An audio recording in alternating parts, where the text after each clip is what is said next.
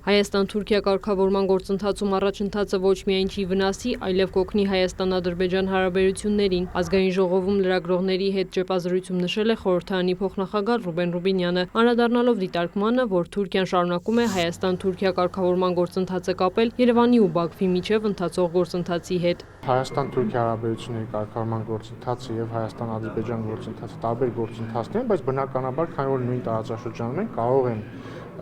փոխազդել միմյանց վրա եւ մենք կարծում ենք, որ Հայաստան-Թուրքիա կարգավորման գործընթացում առաջընթացը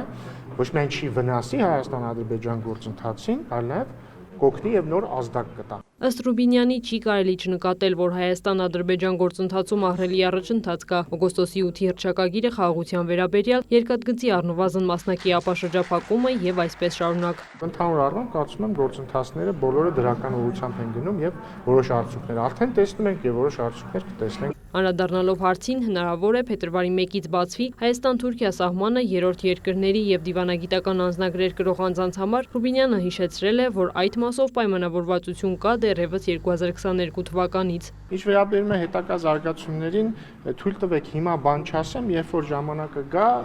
պատշաճ կերպով կտեղեկացվեմ։ Միայն կասեմ այն, որ հրապարակային է եւ տեսել եք, որ թուրքական կողմը վերականգնում է Ալիջանի անցակետը։ Նրա խոսքով Հայաստանի դիրքորոշումը ամբողջապես բաց սահմաններ ունենալն ու թեկուզ վաղը դիվանագիտական հարաբերություններ հաստատելն է։ Թրիփ նախագծում Ռուսաստանի ու Թուրքիայի մասնակցության հարցը չի քննարկվում։ Երրորդ կողմերի ներգրավվածության հարցին անդրադառնալով ընդգծել է Ռուբինյանը։ Օրերս հրապարակվել է նաեւ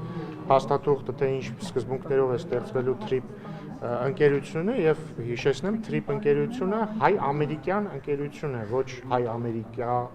եւ այլ ինչ որ երկրյան եւ այս առումով այլ երկրի մասնակցություն չի նախատեսվում, բայց եթե խոսում ենք ավելի լայն թրիփ ծրագրից օգուտներ քաղելու վերաբերյալ, այստեղ իհարկե օգուտներ քաղելու է եւ Ադրբեջանը, եւ Թուրքիան, եւ Վրաստանը, եւ Իրանը, եւ Ռուսաստանը, եւ միջինասիական երկրները, եւ եվրոպական երկրները եւ այսպես շարունակ։ Թրիփում Հայաստանի ու Միացյալ Նահանգների մասնաբաժինների տարբերության թեմայով նախկին արտգործնախարարի քննադատությունների մասին Ազգային ժողովի փոխնախագահը կարծում է, որ տեսականորեն Թրամփի ուղի նախագծում Հայաստանը կարող էր մասնաբաժին չունենալ, իսկ ԱՄՆ-ն 100% վերցնել, բայց դրանից Հայաստանի ինքնիշխանությունը չէր տուժի։ Հաջորդը, երբ որ ասում է ինչի 50, գոնե 50% հա վերցնի,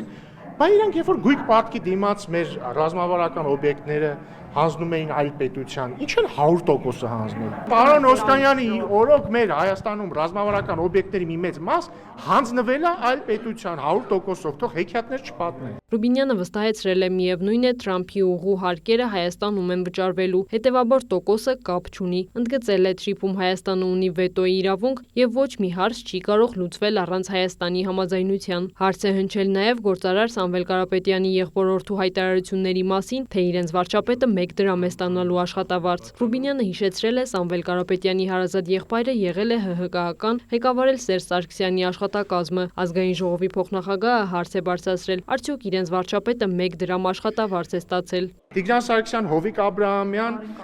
Կարեն Կարապետյան, իրանցից ով է 1 դրամ աշխատավարձ ստացել, թող ասեն։ Ես հավատում եմ, որ օրինակ Հովիկ Աբրահամյանը կարող էր եւ 1 դրամ աշխատավարձ ստանալ։ Գիտեք ինչի։ Որտեվ Հովիկ Աբրահամյանը շատ հաջողակ բիզնեսմեն էր, որը լոլիկ աճացնելով դառնում էր միլիարդատեր։ Չգիտես ո՞նց է ստացվում, որ իրանց օրոք բոլոր վարչապետերը ով ունեցել են կամ մեծ մասը։ Առնվազն Կարեն Կարապետյանը եւ Հովիկ Աբրահամյանը։ Երկուսն էլ մանումենտում տուն ունեն։ Հաջորդը, այդ վարչապետը ո՞նց է ապրելու։ Այսինքն 1 դրամ աշխատավարձով ո՞նց է ապրելու, ուտելիք ո՞նց է առնելու։ Սա ավտոմատ նշանակում է, որ իրանք ասում են, որ Հայաստանի վարչապետ երբևէ կարող է լինել միայն հարուստ մարդ։ Այսինքն միայն օլիգարխը կարող է վարչապետ լինել։ Ռուբինյանը նշել է 2018-ի հեղափոխությունից առաջ պետական համակարգի մի մեծ հատվածին պաշտոնյաներին ծրարով գումար են տվել։ Քրիստինե Թորոսյան, Արամ Հարությունյան, լուրեր։